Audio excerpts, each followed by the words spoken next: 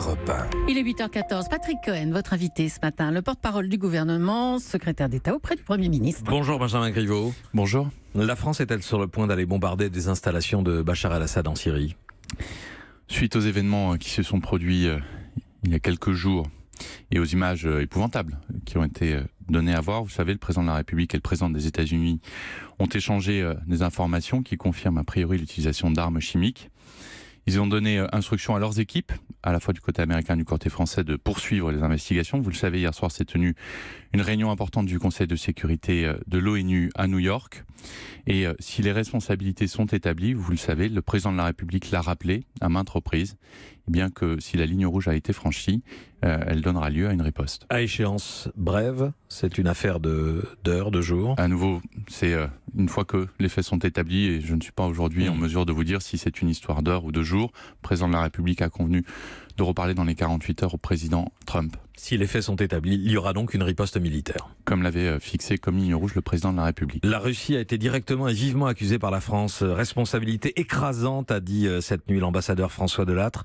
Est-ce que ça peut remettre en cause la visite officielle d'Emmanuel Macron en Russie à la fin mai ? À ce stade, il n'y a pas de remise en cause de cette visite officielle. Il faut toujours discuter, même si quand on a des désaccords, c'est le principe même du multilatéralisme. Il n'est pas question d'isoler les uns par rapport aux autres, mais il faut en même temps pouvoir reconnaître les responsabilités des uns et des autres, en particulier dans cette région où, on le sait, de grandes puissances régionales exercent leur influence, que ce soit la Turquie, l'Iran ou la Russie. Oui, enfin, il faut dialoguer, mais enfin, il y a quand même eu des sanctions, des coups de froid, des diplomates expulsés, et puis un mondial de football russe, vous le savez, à la mi-juin, où la question va se poser de l'envoi d'officiels occidentaux lors de cet événement. Écoutez, pour l'instant, le sujet, c'est de pouvoir traiter cette question syrienne, bien avant de savoir si des officiels occidentaux pourront profiter des tribunes du mondial de football. J'en viens, Benjamin Griveaux, au discours d'Emmanuel Macron hier soir devant les évêques de France au collège des Bernardins. Discours qui commençait ainsi: nous partageons le sentiment que le lien entre l'Église et l'État s'est abîmé et qu'il nous importe à vous comme à moi de le réparer. Pourquoi parler de lien qui est censé avoir été rompu depuis 1905, et qu'est-ce qui a été abîmé ?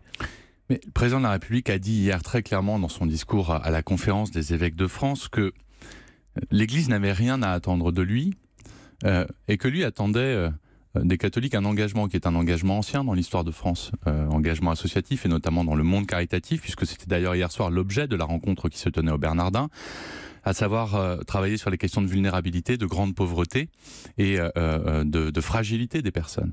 Et donc, il a rappelé son rôle, c'est d'assumer en tant que président de la République, c'est d'assurer la liberté totale en France de croire ou de ne pas croire, et d'accepter sans aucun compromis, c'est son discours mot pour mot, sans aucun compromis, toutes les lois de la République. C'est ça la laïcité. Et moi, je regarde les réactions quasi pavloviennes d'une partie de la classe politique française depuis hier soir, où en 140 signes dans un tweet, on condamne un discours de plus d'1 heure. Non, moi je vous ai cité le discours, je vous ai pas cité les tweets. L'État est laïque en France. Mais la société française n'est pas laïque. Oui, mais vous dites que le président s'est adressé aux catholiques. Il considère les catholiques comme un bloc. De la même manière, il doit s'adresser aux croyants plutôt qu'aux citoyens. De la même manière qu'il est intervenu au CRIF auprès des institutions juives de France il y a quelques semaines, de la même manière qu'il était devant l'église protestante à l'automne, le président de la République, il s'adresse par définition à tous les Français. Et vous savez, c'est un sujet trop complexe pour être caricaturé de la manière dont il a été caricaturé depuis hier soir. Prenez, il a un passage dans le discours, mais je crois qu'il dit beaucoup de notre histoire. Quand il évoque la mémoire du colonel Beltrame, il dit au fond, certains ont vu dans le sacrifice du colonel Beltrame un respect de sa vocation militaire, de son engagement militaire. D'autres y ont vu un respect de ses convictions de nature plus maçonnique. Et sa femme en particulier y a vu, elle, peut-être un respect de sa foi. C'est sans doute un peu de ces trois dimensions-là. Parce que vous ne pouvez pas dissocier chez les Français, dans notre histoire, ces influences mêlées. C'est à la fois la République, c'est à la fois l'armée, là, et à la fois, sans doute, une part de foi qui ont mené à cet acte héroïque. Et donc, c'est simplement ça qu'il a rappelé hier soir. C'est un très bel hommage au colonel Beltrame, et personne ne l'a contesté, mais c'est pas cette partie-là de discours qui a été critiquée hier soir. Un bout de discours sur un discours d'1 heure. Et vous ne m'avez pas répondu. Qu'est-ce qui a été abîmé ? Qu'est-ce qui a abîmé le lien entre l'Église et l'État ? C'est la contraception, c'est l'avortement. l'avortement, c'est le mariage pour tous? C'est sans doute l'absence de dialogue. Il faut pouvoir dialoguer avec chacun, sans doute sortir les autorités religieuses du comité consultatif national d'éthique n'était pas une bonne idée. Je ne partage pas, moi, certaines des convictions de l'Église catholique sur la PMA, par exemple, ou sur le mariage. Mais on sort toujours plus fort d'un dialogue nourri, d'un dialogue exigeant avec ceux qui ont une présence dans la société française. Pourquoi exclure de facto quelqu'un du débat public? Et alors, ça n'est pas ma conception du débat comment public. réparer ce lien? Pardon pour le jeu de mots, il y aura un projet de réparation de l'Église et de l'État? Mais d'abord, c'est en dialoguant, plutôt qu'en se regardant en chien de faïence et en s'accusant mutuellement de choses. Bon, ça c'est la première chose. Et puis, deuxièmement, moi je crois profondément que... de la même manière que le président de la République doit dialoguer avec les églises doivent être pleinement dans leur siècle.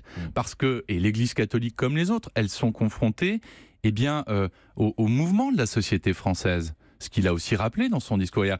Les prêtres, dans leur paroisse, font face à des couples qui ont divorcé, à des couples homoparentaux, à des couples qui ont eu recours à la fécondation in vitro, à des couples où il y a eu parfois des avortements. Bon, donc ils ne sont pas en dehors de la société française. L'Église, elle est aussi dans son siècle et elle doit aussi être pleinement dans son siècle. C'est simplement ça qui a été rappelé hier. Emmanuel Macron appelle les catholiques à s'engager politiquement. Ça aussi, c'est une formule, une expression qui a surpris. Est-ce que vous l'imaginez demander aux juifs, aux musulmans, aux bouddhistes, aux athées de s'engager politiquement? Mais à chacun de s'engager. À chacun d'être un être engagé pleinement dans la vie de la cité. Hier, c'était une soirée dédiée à la question de la vulnérabilité. Qui peut demain chacun, c'est pas contester, découper la communauté en tranches. Mais bien sûr que non. Mais qui demain contestera que les personnes qui participent aux actions faites par le Secours catholique ou par Emmaüs, où il y a une influence spirituelle évidemment, enfin assez évidente, eh bien qui peut leur contester qu'ils sont engagés dans la vie de la cité? C'est ça aussi l'engagement politique. Il faut vraiment cesser les faux procès. Moi, vous savez, il s'est produit un miracle hier soir, c'est qu'en moins d'une heure, le président de la République, en moins d'une heure, le président de la République a su réconcilier Jean-Luc Mélenchon et le Parti socialiste qui, d'une seule voix, condamne avec dans un réflexe quasi pavlovien ce matin, sans doute avoir lu la totalité du discours, qui est un discours équilibré et qui est un discours qui, je crois, fera date. Et réconcilié aussi avec Christine Boutin, qui, elle, est très contente. Elle l'a tweeté hier soir. Condamnation aussi du Grand Orient de France, qui parle d'une grave atteinte à la laïcité. Voilà, c'est pas des extrémistes. Ça n'est pas une atteinte à la laïcité. Il n'y a pas le moindre doute sur le fait que l'État est laïque, et le président de la République l'a rappelé, et qu'il n'y a pas le moindre fléchissement sur le fait que l'État soit laïque, mais considérer que la société française l'est, c'est sans doute ne pas avoir pleinement prise sur la société française. Sur cette question, Hélène Jouan, la chef du service politique d'Europe 1. Oui, Hélène. Hier, dans son discours aux évêques de France, le président n'a voulu trancher aucun débat bioéthique renvoyant aux états généraux en cours. Alors il y a une grande inconnue aujourd'hui, notamment dans ce que le président entend faire sur la fin de vie, légiférer ou pas. Et pour l'instant, il y a une seule ministre du gouvernement qui s'est publiquement engagée, c'est Agnès Buzyn, qui a dit qu'elle était contre une nouvelle loi. Quelle est, votre conviction personnelle sur la question, Benjamin Griveaux? C'est une question qui est éminemment complexe parce que il va s'agir de si le législateur doit s'en emparer. Vous le savez, la loi est par définition générale. Et on est, dans le cas d'espèce, que dans des cas quasi particuliers, que dans des cas très singuliers. Sans doute faut-il évoluer. Ma conviction très personnelle, c'est sans doute qu'il faut évoluer sur cette question, mais qui est une question extrêmement sensible. Donc une nouvelle loi. Les états généraux de la bioéthique vont permettre de pousser plus loin les réflexions et le débat, permettent aussi d'avoir un regard sur la loi Claes-Leonetti, qui est entrée en vigueur il y a peu, voir le retour d'expérience qu'on a. Mais à nouveau, on est là dans une question de singularité, d'intime. Et il est toujours très difficile pour le législateur de pouvoir encadrer dans un texte qui, par nature et par vocation en général, diffère que des cas très particuliers. Sans doute y a-t-il un consensus sur les personnes qui sont très malades, qui souffrent et qui sont dans les phases très terminales. Et d'ailleurs, c'est ce qu'aborde d'une certaine manière la loi Claes-Leonetti. Et puis, il y a d'autres sujets qui sont éminemment et philosophiquement, moralement, appellent à d'autres types de réflexion, à d'autres convictions. Mais c'est aussi dans ce cadre-là des États généraux de la bioéthique que ce sera discuté. Et il est bien qu'on puisse en parler sereinement, calmement, posément, loin des caricatures. Posément, calmement et sereinement, c'est pas tout à fait ce qui se passe en ce moment à la SNCF. On a eu le début des débats en séance à l'Assemblée nationale, Benjamin Griveaux, sur le projet de réforme ferroviaire. On attend les ouvertures, les signes, les concessions, au pluriel peut-être, qui permettraient de sortir de l'impasse. Où et quand viendront-elles ? Mais d'abord, il n'est pas question de savoir si c'est des concessions, c'est une bataille à livrer ou une lutte. Nous, on veut transformer la SNCF parce que la SNCF en a besoin. Oui, mais il y a un conflit. Le service coûte plus cher, oui. Il est moins bon qu'auparavant et il y a une ouverture à la concurrence qui fait que l'entreprise publique doit pouvoir être armée pour résister à l'ouverture à la concurrence. Oui, ça, c'est mais il y a un conflit à résoudre. Et il y a un conflit à résoudre. Et vous savez quoi ? On a réussi à déposer des amendements à l'Assemblée nationale sur la question de l'ouverture à la concurrence parce qu'il y a eu des discussions qui ont été faites avec les partenaires sociaux. Ces discussions se poursuivent auprès d'Elisabeth Borne. Il y a encore des dizaines de réunions qui sont prévues sur la question de la gouvernance et puis sur la question importante de la dette. Et le sujet sera sur la table. Nous l'avons dit dès le départ. L'État prendra une part de responsabilité, mais on ne prendra pas des responsabilités tant que d'autres avancées n'auront pas été faites, parce que vous pouvez demain dire d'un coup de baguette magique j'efface la dette, ce qui d'ailleurs n'est pas un coup de baguette magique. L'entreprise perd 3 milliards d'euros par an. Donc si on efface une dette pour la reconstituer chaque année de 3 milliards d'euros supplémentaires, ça n'aura pas servi à grand chose. L'objectif, c'est donc bien d'arriver à trouver des solutions qui permettront de baisser le niveau de déficit chaque année de la SNCF pour empêcher que la dette se reconstitue. Envoyer les CRS dans une université, est-ce que c'est une bonne idée pour faire baisser la tension ? Vous évoquez le cas de l'université de Nanterre hier.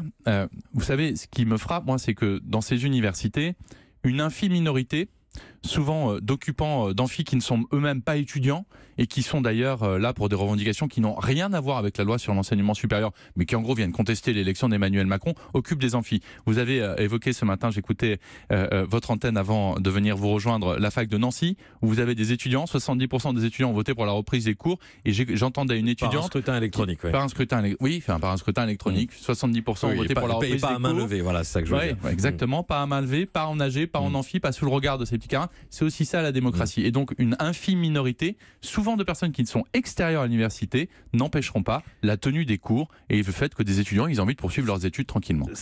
Est-ce que envoyer des CRS à l'intérieur d'une fac, c'est une bonne idée ? Il était nécessaire de pouvoir permettre à ces étudiants que les cours se fassent et surtout de maintenir le calme dans cette université et d'éviter que, pour des motifs autres que ceux de la loi sur l'enseignement supérieur, qu'il est parfaitement légitime de contester pour ces étudiants, je ne leur conteste pas ce droit-là, mais que viennent se greffer et que finalement l'université soit le réceptacle d'autres contestations et d'autres luttes. Merci Benjamin Griveaux d'être venu ce matin en direct au micro d'Europe 1. Merci à vous. Porte-parole du gouvernement. Europe 1.